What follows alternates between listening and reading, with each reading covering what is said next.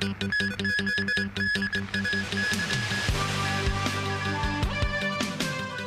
Kong's GDP shrank 4.5% in the third quarter year-on-year. The strong wind signal number 3 is in force. And in Brazil, leftist leader Luiz Inácio Lula da Silva narrowly defeats the incumbent in a presidential runoff.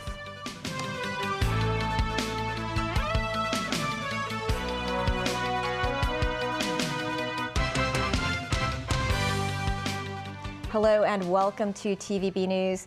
Preliminary data reported by the government shows Hong Kong's economy shrank 4.5% in the third quarter year-on-year. It's the biggest decline since the second quarter of 2020. The government has blamed it on sluggish trade and strain from the financial markets. Jackie Lin reports. It is Hong Kong's biggest economic contraction recorded in more than 2 years and marked the third straight quarter of declines in gross domestic product. According to advanced estimates by the Census and Statistics Department, Hong Kong's GDP plummeted 4.5% between July and September year-on-year. Much worse than economists' projection of some 0.8% decline. Compared with the previous quarter, the GDP also shrank 2.6%. Breaking down the numbers, total exports of goods recorded a marked decrease of 15.5% in the third quarter. The decline was 8.4% in the previous quarter, cascading in tandem the imports of goods down 16% from the previous 5.9%. Gross domestic fixed capital formation, which reflects foreign investment, also tumbled 14.3%, much larger than the decline of 2.1% in the second quarter.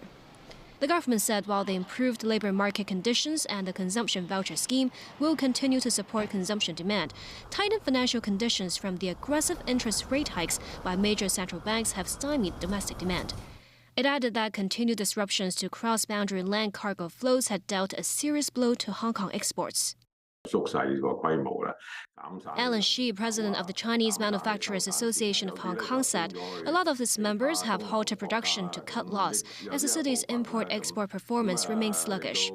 Looking ahead, the government said the pandemic, geopolitical tensions, and elevated inflation in major advanced economies will further dampen global demand and pose immense pressure on Hong Kong's export performance for the rest of 2022. Jackie Lin, TVB News. The observatory issued the strong wind signal number 3 at 4:20 p.m. today. The signal will remain in force until at least noon tomorrow. Severe tropical storm Nalgae will be closest to Hong Kong on Wednesday and Thursday, which may affect the global financial leaders' investment summit. Authorities are working on a contingency plan. Sharon Tang reports. Nalgae, meaning a wing, is a tropical cyclone name submitted by North Korea. As these wings flap, the cool weather seems to have affected the region. Severe tropical storm Nalgae was estimated to be about 610 kilometers south-southeast of Hong Kong. It is forecast to move north-northwest at about 10 kilometers per hour towards the northern part of the South China Sea. Under the combined effect of Nalgae and the northeast monsoon, strong winds are expected to prevail generally over the territory tonight and tomorrow morning, with occasional gales on high ground. The sea will be rough with swells. There are still uncertainty regarding to the Nalgae position close to the coastal area. When Nalgae edges closer to the coastal area, it will weaken and its circulation will also shrink in size under the influence of the northeast monsoon and cooler sea water. The need of issuing higher signal at that time depends on the weakening trend of Nalgae and its distance of closest approach from Hong Kong. Please stay on the alert and pay attention to the latest information. According to the observatory's forecast track, Nalgae will be closest to the Pearl River estuary late Wednesday and early Thursday. That means it will likely affect the Global Financial Leaders Investment Summit. Secretary for Financial Services and the Treasury Christopher Ho said arrangements for the summit has been smooth and there has always been a contingency plan in case of an emergency. Since 1950, there were 9 occasions where the strong wind signal number 3 had been issued in November. The last time was in 2018 when Super Typhoon U2 struck Hong Kong. Meanwhile, Macau hoisted typhoon signal number 1 and will consider issuing a higher warning signal later tonight. Sharon Tang, TVB News. In Brazil, leftist leader Luiz Inácio Lula da Silva has narrowly defeated the incumbent right-wing president Jair Bolsonaro in a runoff election. This marks a remarkable political comeback for Lula, previously a 2-term president, whose political career nearly ended following a corruption conviction that was later overturned. Still, Bolsonaro has yet to concede defeat. Daniel Rao tells us more. Brazil's Supreme Electoral Court declared Luiz Inácio Lula da Silva the country's next president. The court stated the 77-year-old Workers' Party leader won 50.9% of votes in Sunday's runoff election, compared with the incumbent president Jair Bolsonaro's 49.1%, with 98.8% of votes counted. It's the slimmest second-round victory margin in Brazilian presidential election history. It marks a stunning comeback for the leftist former president, whose terms in office between 2003 and 2010 coincided with the commodity-driven economic boom that helped lift millions out of poverty. However, Lula's legacy was tarnished amid revelations of a kickback scheme on public contracts. The scheme benefited leaders from major political parties, including his own Workers' Party. Lula was later put on trial for receiving real estate and other gifts as bribes from engineering firms implicated in the graft probe. He was then convicted in 2017 and sentenced to 9.5 years in prison. The convictions banned him from running for president in 2018, the year Bolsonaro stormed to victory by capitalizing on public antipathy towards Lula's Workers' Party. Lula was eventually released following 19 months behind bars. That's after Brazil's Supreme Court annulled his convictions because of improper jurisdiction, after the judge overseeing his prosecution was found partial. Lula always denied the charges and said his enemies had framed him to remove him from Brazil's political landscape. He garnered support after his release by vowing a return to policies emphasizing state-driven economic growth and poverty alleviation. Lula has also pledged to combat deforestation in Brazil's Amazon rainforest, which is at a 15-year high, and to make Brazil a leader in global climate talks. His inauguration is scheduled to take place on January 1st. As for Bolsonaro, he is the first incumbent Brazilian president to lose a presidential election. An election win for Bolsonaro, who's yet to concede defeat, would have entailed the further implementation of free market reforms and less strict environmental and firearm policies. Last year, he had openly discussed refusing to accept the results of the election, making unfounded claims that Brazil's electronic voting system was vulnerable to fraud. Daniel Rao, TVB News. The United Nations, Ukraine and Turkey have agreed to move 16 ships under the Black Sea Grain Initiative, despite Russia's withdrawal from the deal.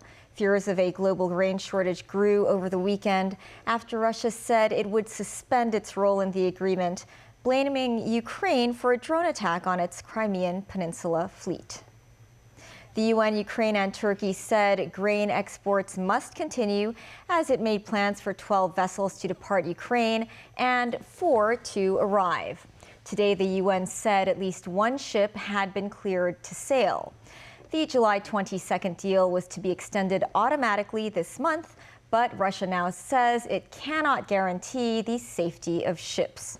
Ukraine says 218 vessels are effectively blocked. On Sunday, Russia said it was ready to replace Ukraine as a major grain supplier, offering 50 million tons this season. Russia, meanwhile, struck critical infrastructure in Kyiv and other cities in response to the Crimea fleet attack. Foreign Minister Wang Yi held a telephone call with U.S. Secretary of State Antony Blinken today. Wang told Blinken that Washington should stop trying to contain and suppress China and avoid creating obstacles to their bilateral relationship. During the call, Wang said export controls that the U.S. has imposed on China have severely damaged Beijing's legitimate rights and must be rectified. Wang and Blinken spoke about Russia's invasion of Ukraine and the threats it poses to global security and economic stability. The pair also discussed the need to responsibly manage U.S.-China relations. Last week, President Xi Jinping said China was willing to work with the United States to find ways to get along so both sides can benefit. U.S. President Joe Biden said the White House is not seeking conflict with China. Presidents Xi and Biden could potentially meet next month on the sidelines of the G20 summit in Bali. The mainland launched its Mengtian Lab module, the third module of the Tiangong space station, today in Hainan. The lab module was carried by a Long March 5B-Y4 carrier rocket and lifted off from Wenchang Satellite Launch Center at 3:37 this afternoon. A large crowd watched the liftoff from a beach nearby. The module is set to dock with the space station to form a T-shaped structure as a support module for scientific research. Currently, there are 3 crew members stationed at the space station. They will be joined by 3 more astronauts to complete its construction by the end of the year. And still ahead, a century-old suspension bridge collapses in India, leaving more than 140 people dead.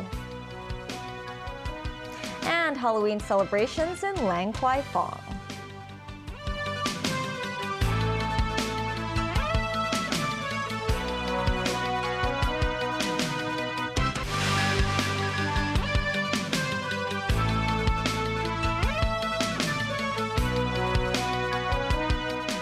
Welcome back to TVB News. Military teams in the Indian state of Gujarat were today searching for missing people after a century-old cable suspension bridge collapsed into a river on Sunday. At least 141 people were reported to have died in the town of Morbi, with officials saying the bridge was unable to bear the weight of hundreds of revelers celebrating the Hindu festival season. Nazvi Karim reports. Everyone was crying for help, but one by one, they all began disappearing in the water. A heartbreaking and haunting account from a survivor of one of India's deadliest disasters of the past decade. Rescue workers have begun the grim task of searching for the bodies of those beneath the murky waters of the Machu River in the town of Morbi in Gujarat state. After the bridge collapsed, some people clung desperately to whatever they could as onlookers from the bank swam out to help bring them to safety. Around 180 people were pulled to safety. The 233-meter suspension bridge was built by the British in 1877 and was considered an engineering marvel for its time. After 6 months of repairs, it only reopened days ago in time for residents and tourists to celebrate Diwali and the Chhat Puja festivals. It's not known how many people were on the bridge when it collapsed from the sheer weight of hundreds of revelers who had bought tickets to simply walk on the structure. Indian Prime Minister Narendra Modi, who ruled Gujarat for 12 years, sent his condolences to the families of victims. Most of the victims were teens, women and elderly people, with this eyewitness saying, "Many children were enjoying holidays for Diwali, and they came here as tourists. All of them fell one on top of the other." Relatives and friends rushed to hospitals seeking news of their loved ones. Reuters reported that the Gujarat police had registered a criminal case against those responsible for the renovation, maintenance and management of the bridge. Officials also say families of the victims will be compensated. A Morbi municipality official said the bridge managers had failed to notify authorities of its reopening and therefore had yet to obtain the certificate of fitness needed to be deemed safe for public use. Nazvi Karim, TVB News. Meantime, back here, it is Halloween and many are out celebrating the season of ghosts and ghouls as scores of restaurants and bars in Lang Kwai Fong have prepared to welcome their eerily clad patrons. Our reporter Timothy Lee is on site right now. So Tim, what is it like over there? Hi Mel, there are huge crowds of people here dressed in a wild assortment of costumes in LKF tonight. Some common themes include scary nuns and animals, and it really makes you feel like you're in a scary movie here. I spoke to some revelers earlier who said they are not worried about the large number of partygoers. Now, with the typhoon signal still in place and under the shadow of what happened in Seoul earlier, police and businesses here are working together to step up their crowd control measures while ensuring people are having fun. It's the spooky season of the year, and some revelers are already out, even when it's not yet prime time to be out and about. We prepare around, I think, 3 hours for the makeup and the hair. And 1 month before, we need to buy so many like this, the accessory, dress.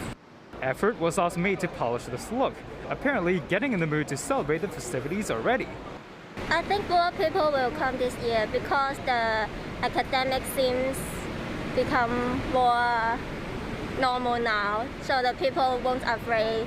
With what happened in Korea recently, do you think a lot of people will be scared of coming to LKF? I think they will be scared, but they will also be more careful. This man echoed such views. I think people feel better with less restrictions and they, more confident that places are open. I think Hong Kong is well organized in this respect, and I don't think such thing will happen here. To prevent overcrowding, the Lan Kwai Fong Association has worked with the police to step up crowd control measures to ensure both a safe and loud night for Halloween revelers. Bar owners are not worried of a stampede under well-planned crowd controls. The police is a really good job, which is they have a limit, people is coming up and they have 100 people come in and stop like other people is like stopping, something like that. This rules regulations should be done like everywhere in the world also if it's like really busy, crowded. Still, Rai said it's a Monday and many have already celebrated Halloween over the weekend, adding she can only hope for the best for many people to cash in tonight. Road closures have been in place. Parts of Wellington Street, Wuhan Lane, and Online Street will be blocked until 5 a.m. Tuesday. There's also plenty of one-way signs directing crowds to keep going in a single direction. Timothy Lee, TVB News. In other news, the city reported 4,766 new coronavirus cases, 446 of them imported.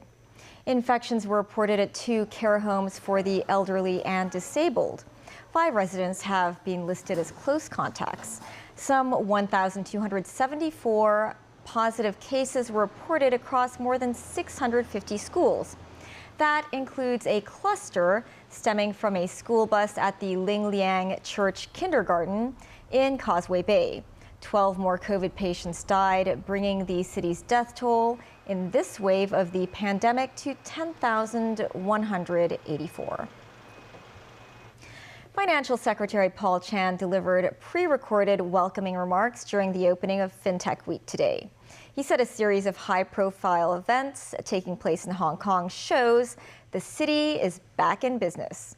Additionally, he said digitalizing Hong Kong's financial services was a top priority. Christy Khan has more. Hong Kong's FinTech Week officially kicked off this morning with 250 guests joining panel discussions on a variety of topics. And around 10,000 participants are expected to attend. Financial Secretary Paul Chan in Saudi Arabia, after he contracted COVID-19, delivered a video speech at the opening ceremony of the event. He said Hong Kong was now the home to more than 800 FinTech enterprises, up from 185 years ago, mostly founded by overseas talents. He added that growth was powered by the city's strengths, such as its open market, regulatory regime, the rule of law, and the free flow of capital and information. Furthermore, the finance chief also highlighted the policy statement issued earlier on the development of virtual assets in Hong Kong. We want to make our policy stance clear to global markets, to demonstrate our determination to explore financial innovation together with global virtual assets community. Following FinTech Week, the Global Financial Leaders Investment Summit and the Hong Kong Rugby Sevens will return to the city on Wednesday and Friday, respectively. In his speech, Chan said it was a memorable moment for Hong Kong to host these events. In a great many ways, we are telling the world that we are back in business, back in the business and pleasure of welcoming you to Hong Kong. Meanwhile, the chief executive of the Hong Kong Monetary Authority, Eddie Yue, said the investment summit will receive more than 200 participants, including some 40 CEOs from more than 100 financial firms. We can show them the vibrancy and dynamism of the city. They will have the clear impression that, hey, Hong Kong is back. Hong Kong is open for business. And Hong Kong remains the premier international financial center in Asia. All our advantages, all our factors for success remains here.